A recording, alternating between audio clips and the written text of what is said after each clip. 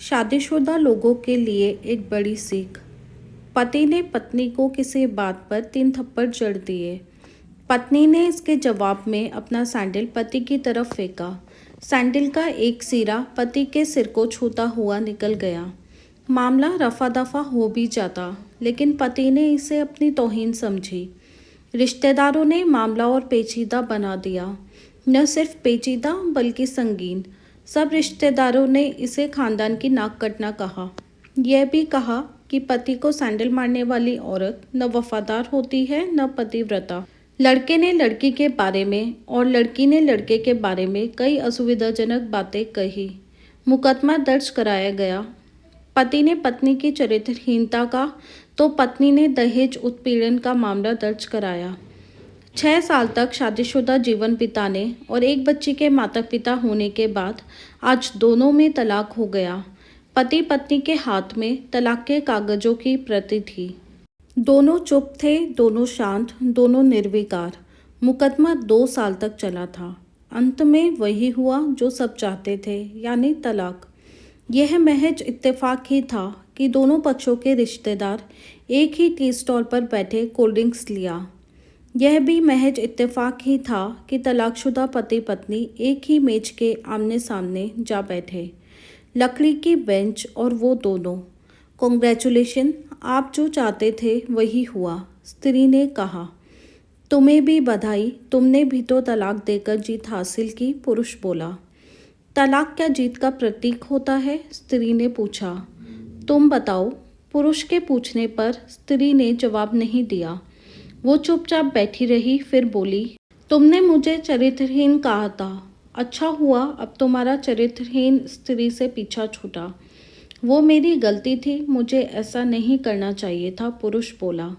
मैंने बहुत मानसिक तनाव झेली है। स्त्री की आवाज़ सपाट थी, न दुख न गुस्सा। जानता हूँ, पुरुष इसी हथियार से स्त्री पर वार करता है, जो स्त्री के मन और आत्मा को लहूलुहान कर देता है। तुम बहुत उज्जवल हो। मुझे तुम्हारे बारे में ऐसी गंदी बात नहीं करनी चाहिए थी। मुझे बेहद अफसोस है, पुरुष ने कहा। स्त्री चुप रही। उसने एक बार पुरुष को देखा।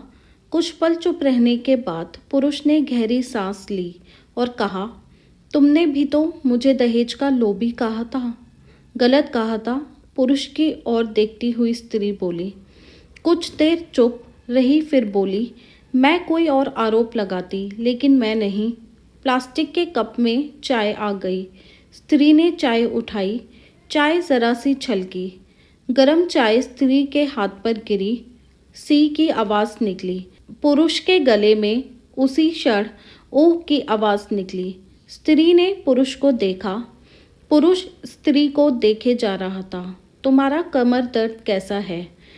ऐसा ही है, कभी वोवरॉन तो कभी कॉम्बीफ्लेम। स्त्री ने बात खत्म करनी चाहिए।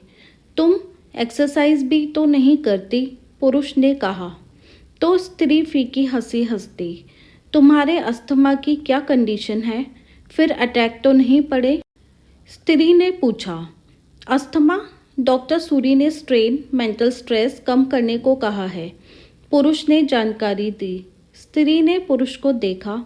देखती रही एकटक, जैसे पुरुष के चेहरे पर छपे तनाव को पढ़ रही हो। इन्हेलर तो लेते रहते हो ना? स्त्री ने पुरुष के चेहरे से नज़रें हटाई और पूछा। हाँ, लेता रहता हूँ।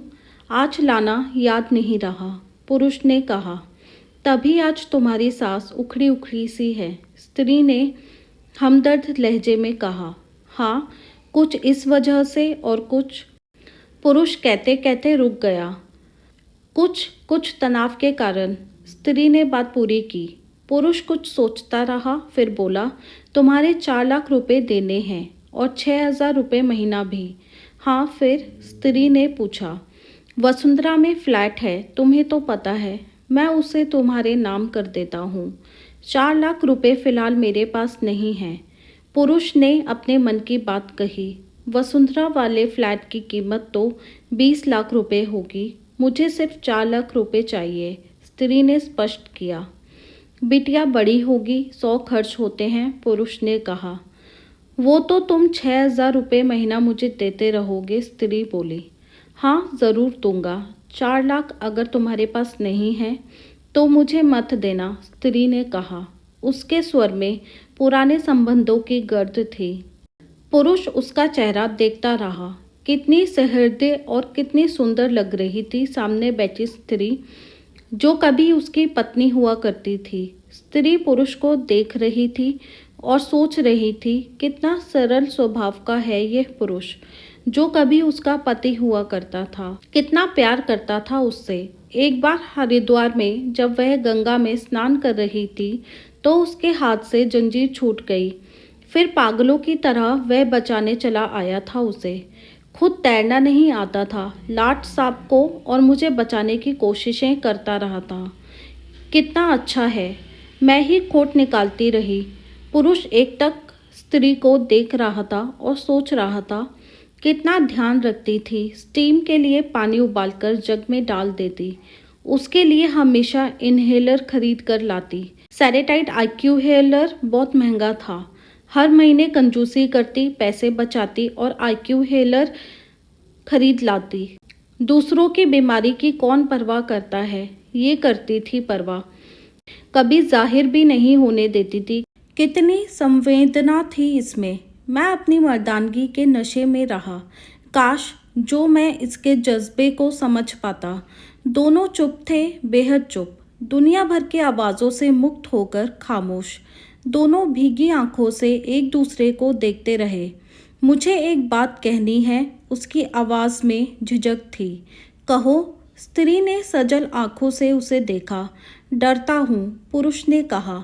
डरो मत, हो सकता है तुम्हारी बात मेरे मन की बात हो, स्त्री ने कहा।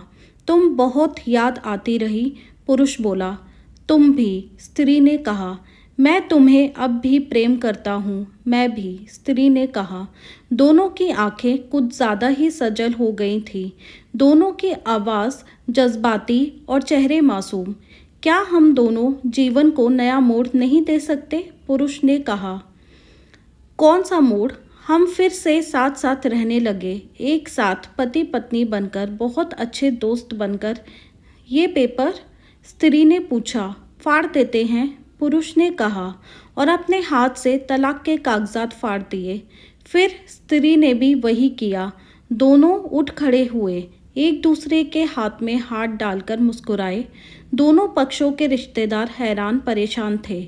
दोनों पति पत्नी हाथ में हाथ डाले घर की तरफ चले गए।